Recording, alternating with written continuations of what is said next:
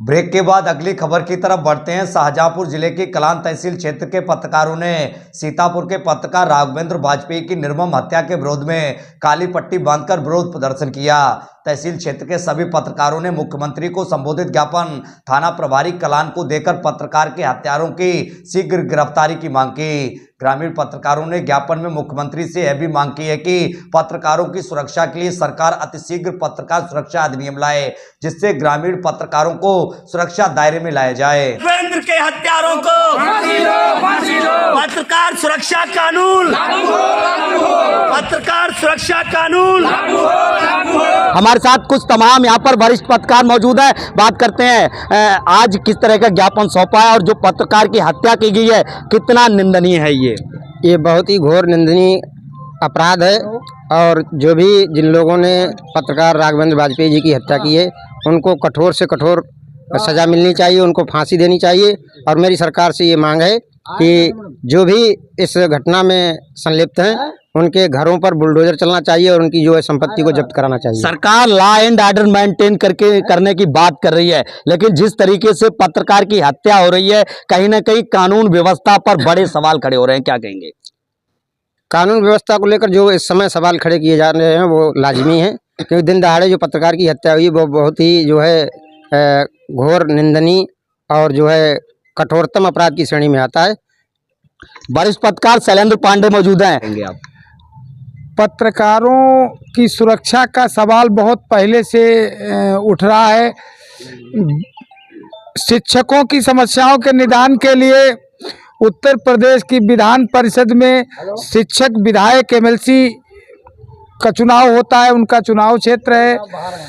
ये प्रधानों की और स्थानीय निकाय के जो पदाधिकारी हैं उनकी सुरक्षा के लिए, उनकी बात रखने के लिए, उनकी समस्याओं के निदान के लिए एक एमएलसी उनका भी विधान परिषद में मौजूद है।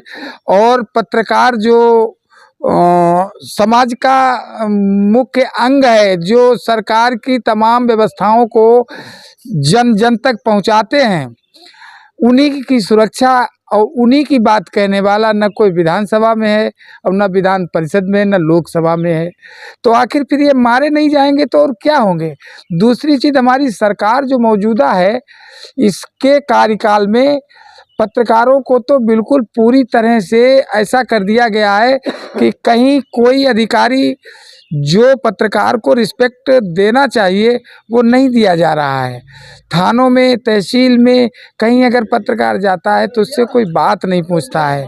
तो ये सब, मैं तो इसके लिए स्थानीय प्रशासन से ज़्यादा हम तो शासन को दोषी मानेंगे कि ये जो तमाम दिशा निर्देश दिए जा रहे हैं पत्रकारों की सुरक्षा के लिए, ये सब कपोल कल्पित हैं, बेकार के हैं। प्रशासन पर इसका कोई असर नहीं पड़ रहा है।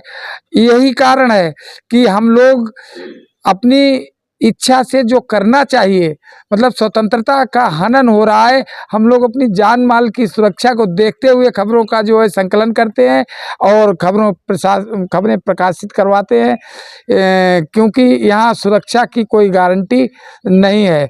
मैं सरकार से मांग करता हूँ कि पत्रकारों की सुरक्षा के लिए एक अधिनियम लाया जाए, पत्रकार सुरक्षा अधिनियम।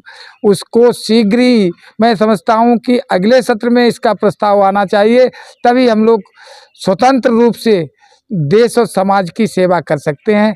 अन्यथा अब पत्रकारिता जो है वो अधिकारियों, दलालों, माफियाओं, नेताओं की रखेल बनकर रह गई है। आप देख सकते हैं हमारे साथ इस वक्त वरिष्ठ पत्रकार शैलेंद्र पांडे और दिनेश मिश्रा जी इस वक्त मौजूद थे। साफ तौर पर कहना है कि इसके लिए पूरी तरीके से सरकार जिम्मेदार है। तो कहीं ना कहीं जो पत्रकारिता है वो कांटों भरा ताज है। लोगों को, पत्रकारों को इस वक्त तमाम परेशानियों का सामना करते हुए पत्रकारिता करनी पड़े। तो लगातार यहाँ विरोध प्रदर्शन जारी है और राघवेंद्र वाजपेयी की हत्या की घोर निंदा कर राघवेंद्र वाजपेयी के हत्यारों को फांसी की भी सजा की मांग की जा रही है। इसके साथ ही पत्रकार सुरक्षा कानून, जो पत्रकारों की सुरक्षा के लिए इसको लागू किया जाए, बनाए जाने के बाद इसको लागू किया जाए, तो कहीं ना कहीं पूरे देश के पत्रकारों में इस वक्त आक्रोश व्याप्त है और पत्रकार राघवेंद्र वाजपेयी की हत्या करने वाले हत्यारोपियों को फांसी की सजा की मांग की जा रही है। शाहजहांपुर से दिनेश पाल सिंह, सास इंडिया।